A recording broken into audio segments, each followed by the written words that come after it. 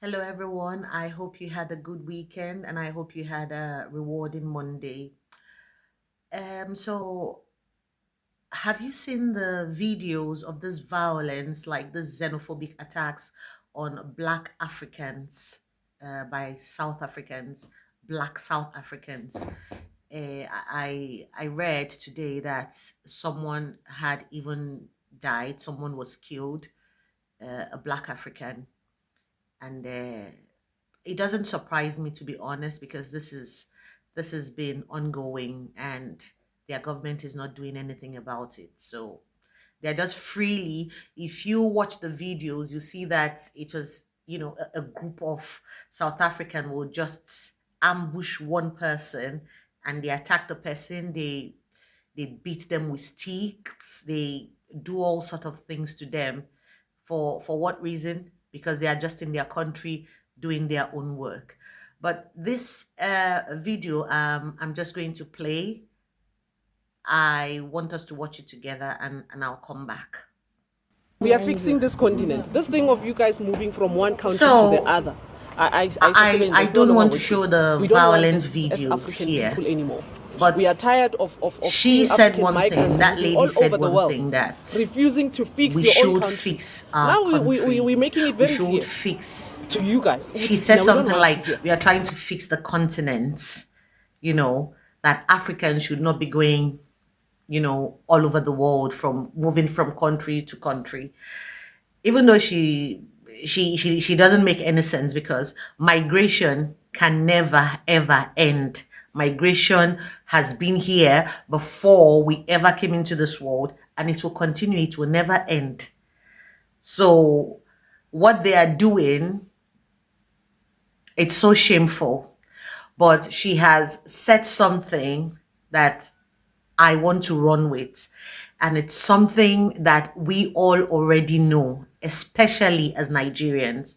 Nigerian, Nigeria should be like the beacon of light, the beacon of hope to other African countries, because we are indeed massively, richly, stupendously blessed in every way you want to look at it.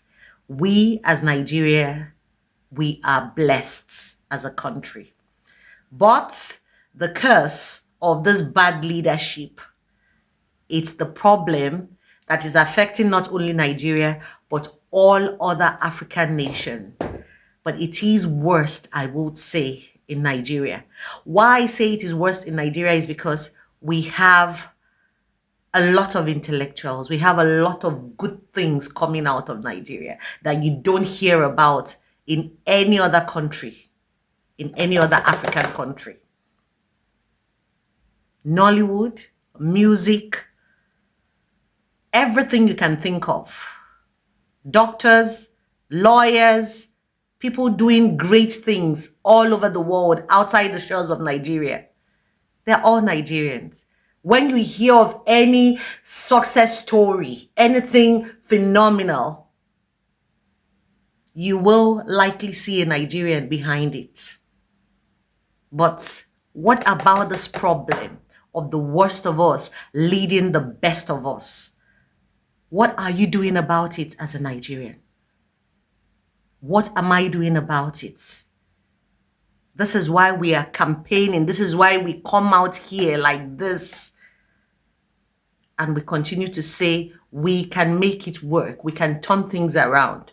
This whole scam going on in our government, we can say no. We can put an end to it. You don't have to wait until you are chased out of the country where you are. Outside of Nigeria, you can still make that impact. You can begin to push for the kind of Nigeria you want to see. You can begin to use your voice. You can continue to use your platform. You, the Z generation, I really, really feel sorry for you. Honestly, I think about your lives. I think about your future every day, because as for me, this is not the Nigeria I knew. This is not the Nigeria I grew up in.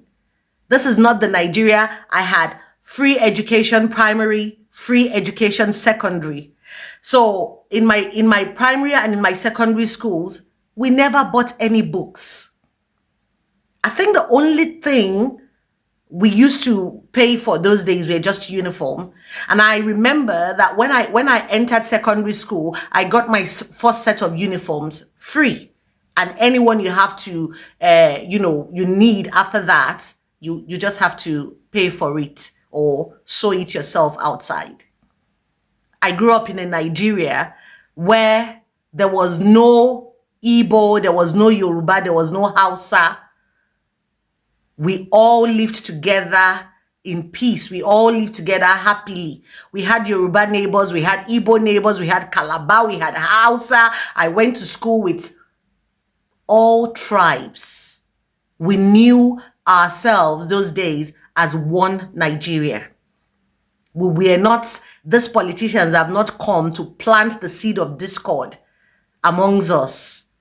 But now they have done this. They have divided the country. They have divided the people across political, religion, and ethnic lines. So that instead of coming together and fighting them, we are fighting each other. We are just being distracted, doing things that does not concern us, while we are being embarrassed all over the world, wherever you are. People are doing jackpot. I jackpot as well, but you only need to be here now to understand the reason why people like me, like myself, we are coming out to talk. Because there is no place like home. You, as a young person living in Nigeria and coming into any other part. In Nigeria already, you are a third class citizen. And then you come out to go to another country. What respect do you think anybody will want to give you, no matter what you have?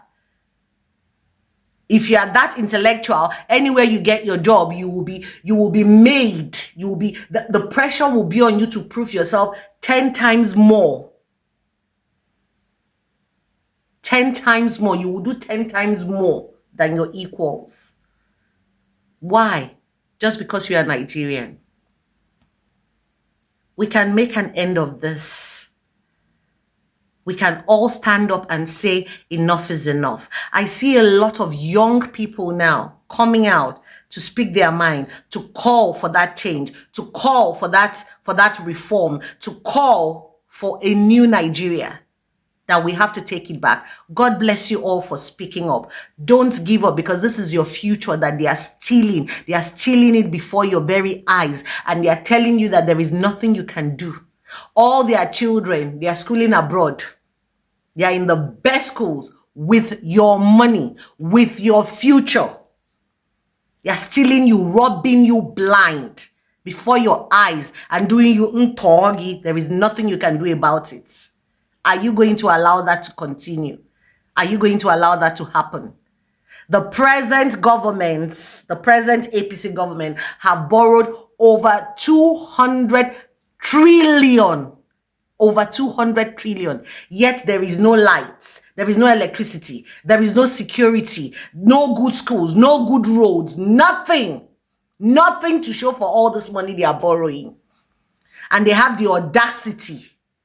They have the effrontery to say they want to come back because it must be 8 years. As if say they implant their papa placenta inside Aso Rock. It will not happen. It will not happen. But only you can say no. Only you can say enough is enough. Do you have your PVC already? Have you registered to ADC? That is the only opposition we know. That is the only opposition that is their nightmare now. And not just registering to APC, ADC, God forbid. God forbid APC, ADC. Not just registering to ADC. We are registering to vote for Peter Obi. Please don't forget, it's Peter Obi. Get your PVC. Get registered at INEC and get registered to ADC to become a member. God bless you. Have a rewarding week going ahead, and I'll see you again. Bye.